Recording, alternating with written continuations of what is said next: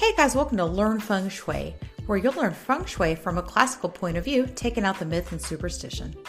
If you like weekly tips as well as fun folklore tales, you'll enjoy learning Feng Shui with me.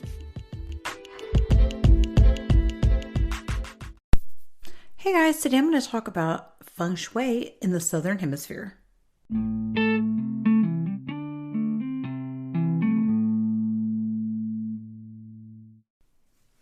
So I went down a little bit of a rabbit hole the other day. One of my mentors, Tina Falk, Feng Shui colleague, she actually reached out to me and was like, hey, have you ever heard of Feng Shui being different for the Southern Hemisphere? And, one of her students was asking her about this a particular gentleman and showed her some stuff about Feng Shui for the Southern Hemisphere. So I've often wondered this, but I've always heard that Feng Shui energy is universal. And so when I've asked some of my fellow practitioners and some people like that, their answer is always that you don't change it because Feng Shui energy is universal. However, I would like to talk to you today about Feng Shui for the Southern Hemisphere and a man that actually pioneered this way and the style of doing Feng Shui tailored for those of you in the Southern Hemisphere.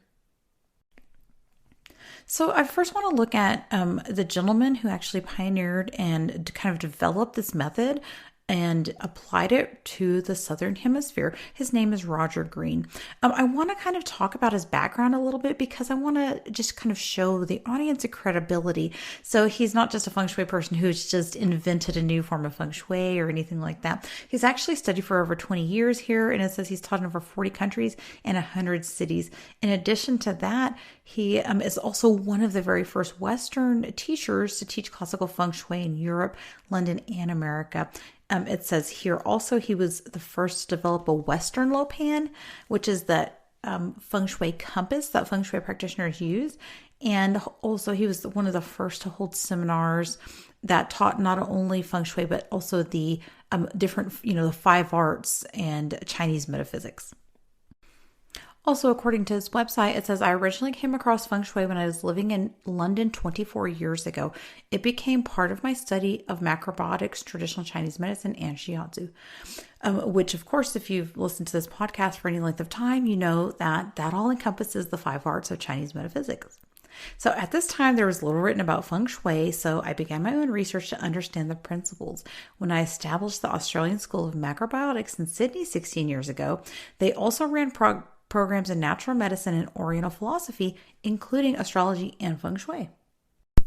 He also states that achieving balance with the seasons and incorporating cultural differences was part of that school's curriculum, and it was necessary to successfully apply Feng Shui principles in Australia. The process of adjusting Feng Shui for the Southern Hemisphere is something that I have been working on since that time, he says. While Taoist principles remain universal, their application needs to be adjusted to the energetics of the Southern Hemisphere. So this has been one of the biggest things that I've thought when I've posed this question to other Feng Shui practitioners. And again, I think it's confusing to a lot of people, especially a practitioner that already has like a style that they do.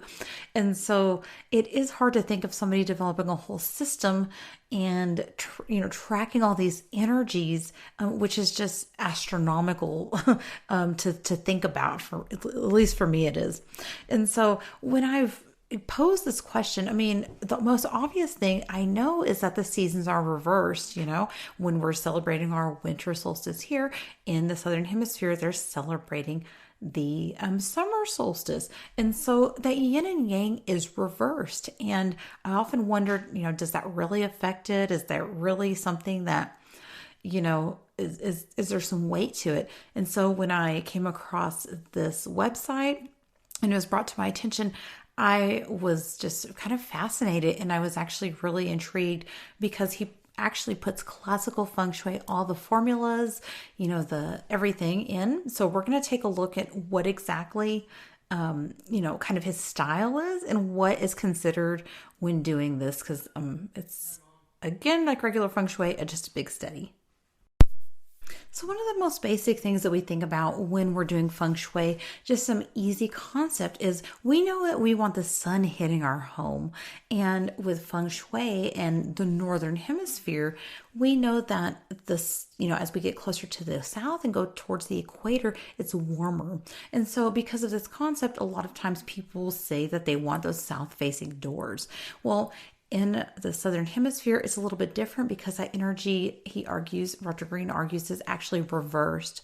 And so he addresses the fact that to them, fire would be in the north because as you get, of course, look north and go towards the equator in their north, that would be, looking at the warmer parts of the environment. And so for him, he actually flips around the bagua and has the energy moving in a different direction according to where they're at geographically. Another key difference is, of course, the bagua. It only makes sense that if their energy flow is different, then their bagua and the lo shu would be different. So here he explains it like this. I'm just going to read a snippet. He says, the bagua is an extension of the principles absorbed in nature. So in the northern hemisphere, it goes like this. The element of water is generated from the cold north and is associated with the lowest ebb of qi, the winter, and the number 1. Remember, it can represent 1,000 things, right? So the element of wood is generated from the rising sun and the springtime in the east and southeast, and it is represented by the numbers 3 and 4. However, since that's actually reversed, right? He actually moves that over and he actually puts the bagua flowing a little bit differently. First of all, it flows in a counterclockwise position.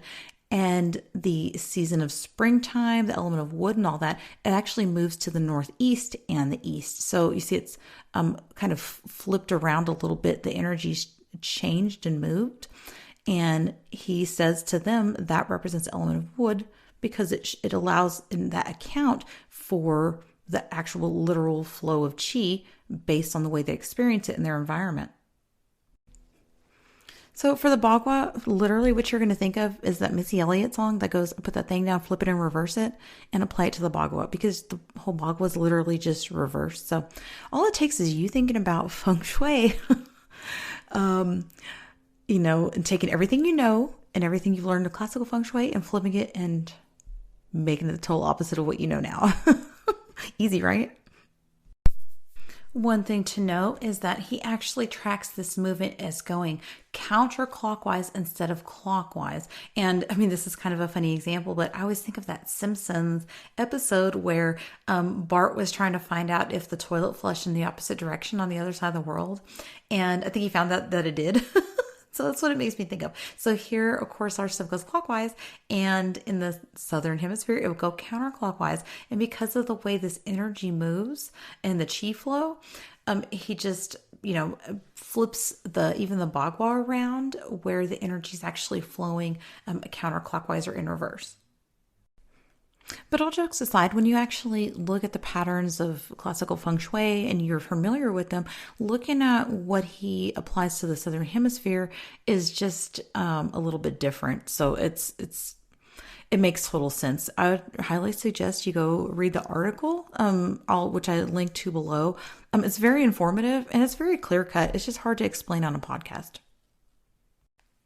So since the spring season for them begins in August, that must mean for them Li Chun, or that the changing of the solar cycle, when we get that changing of the animal sign, occurs. And so for them, he argues that this occurs during their literal spring equinox, and those animal signs change. So with this style, you're actually going to be calculating the animal signs differently according to a different pattern. I would argue to say you could probably read it the same way, but I would just probably take into account the fact that if you plot a chart using a calculator, an application from Australia, you may get differing ones if you use a different calculator. Now, this isn't anything unusual because there is different schools of thought in feng shui that actually go off different calendar systems. So this right here isn't unusual in and of itself. Not only does he take into account, the things I've already talked about, but he teaches flying stars for the Southern Hemisphere. He actually developed a LouPan to do, and actually did it himself, where he's shifted everything around, and that is used in the Southern Hemisphere. He actually also takes the 64 Gua or 64 hexagrams, the I Ching, and flips those around to account for their chi flow. I just think it's an amazing work that this man has done, and I highly encourage you to go read this article. I really do love the conclusion he puts on here. So he states that no one aspect of Feng Shui should be seen in isolation. Feng Shui can be most effective when several useful diagnostic tools have been acquired and a holistic approach is taken. No one tool is best because they all have their uses in different situations. With adjustments for the Southern Hemisphere, we can effectively capture the cosmic order and bring it into our lives and improve our health and harmony. So I firmly agree with that statement. I really think that when you get into following different Feng Shui masters, you will find the ones that come from different lineages that are very long tend to be very rigid in their beliefs and not be open to different styles of Feng Shui, when in fact different formulas and different schools and different methods are all very time tested, and that's why they continue to be taught by different Feng Shui masters. One of the reasons I really love doing this series I'm finishing up called Winning with Feng Shui is because I am able to talk to different practitioners and tap into their knowledge. Like, these people are amazing, and the different styles and things that they bring into their Feng Shui is just really interesting. And a lot of it just comes from our background, the way we practice and stuff like that. So even though I like to practice classical Feng Shui and I talk about taking that superstition out of it, that's just my style of Feng Shui. You might like a different Feng Shui practitioner that is able to mesh some of those things together or do different things. So that's just the way I look at it. And so don't be so quick to think your way is right and another person's is wrong when it works. Today's folktale is being read from Chinese fairy tales and legends, and it is called The Two Scholars.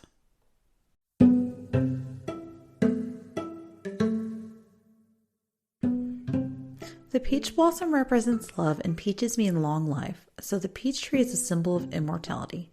Here, two scholars meet two maids, but will it be happy ever after for these couples?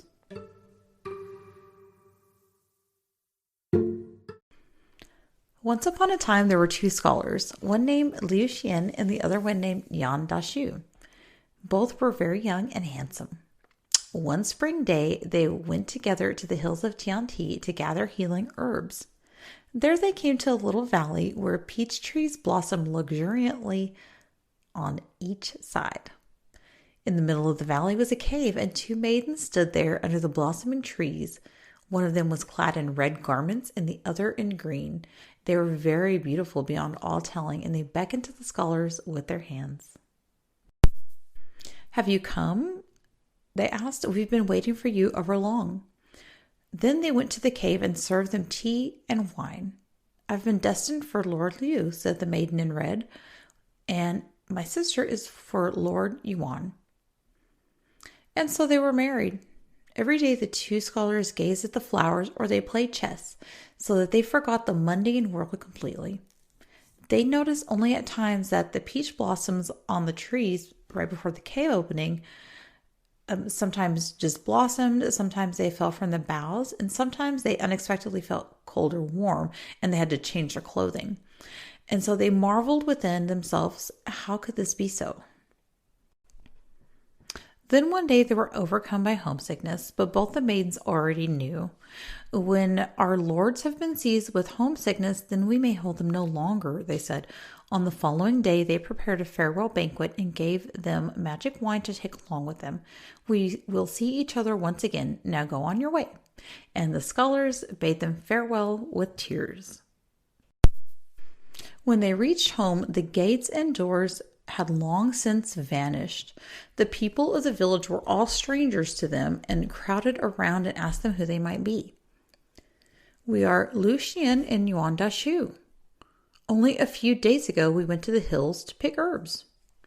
With that, the servant hastened up, looked at them, and said, "At last, Liu Xian, with great joy you've returned." Yes, you really are my master, and since you went away, we have had no news of any kind regarding you.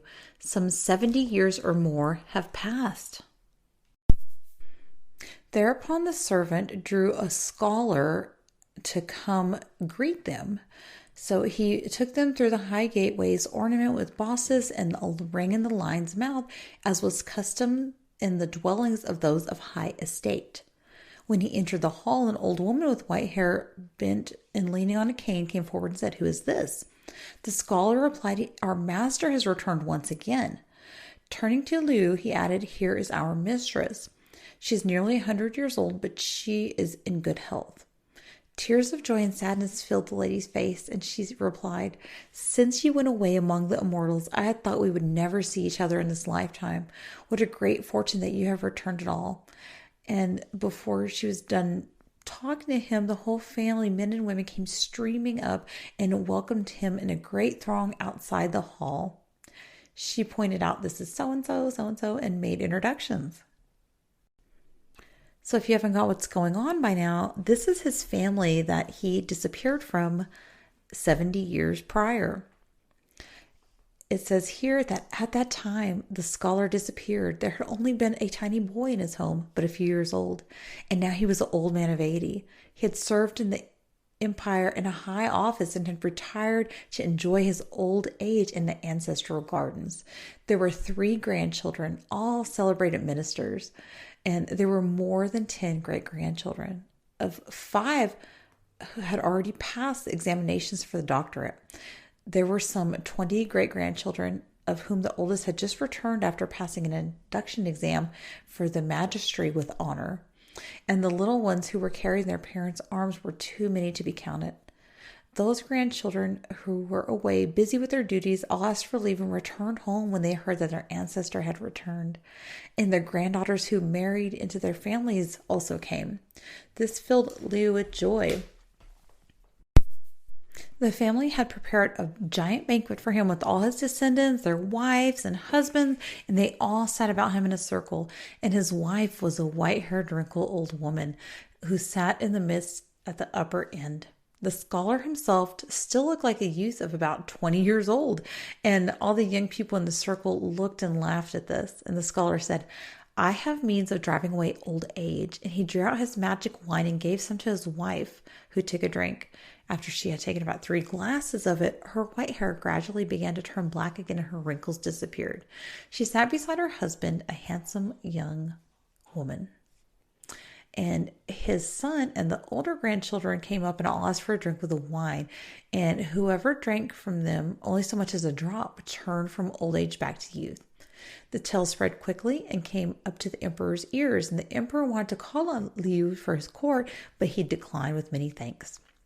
Nonetheless, he sent the emperor some of his magic wine as a gift, and this pleased the emperor greatly, and he gave Liu a tablet of honor inscribed "The Common House of 5 Generations." Besides this, he sent him 3 signs written in his own imperial brush signifying joy and longevity. As to the other of the 2 scholars, Yuan Dashu, he was not so fortunate. When he came home, he found his wife and child had long since died, and his grandchildren and great-grandchildren were mostly useless people.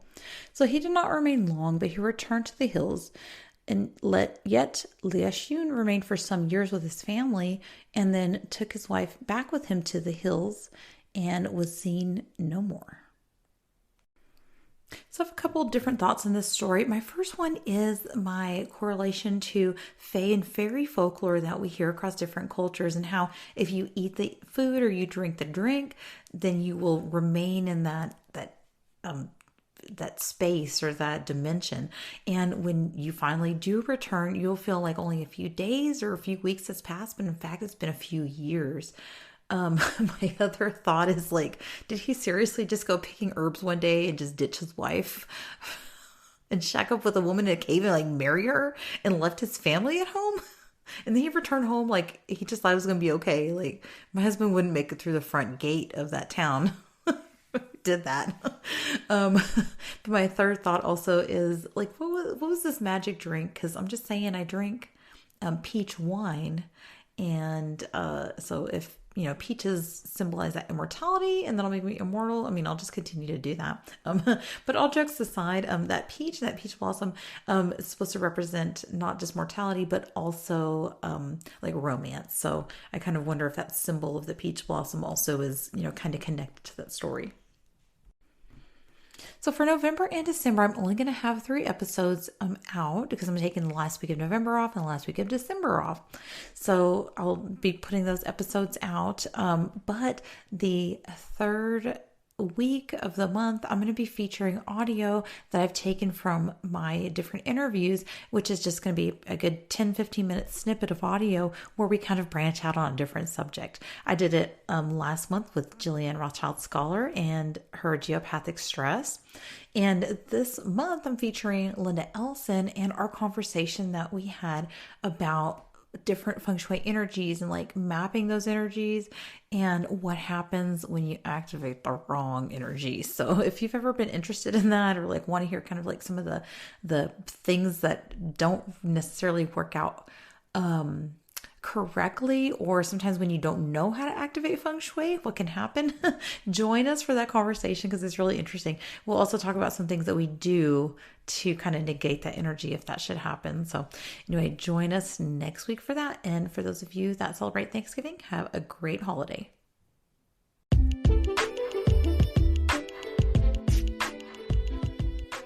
To support the podcast, be sure to subscribe, leave a review, and share with your family and friends who you think may be interested, especially if you found this content useful. To learn more about Feng Shui and Chinese metaphysics, follow the link to the website below.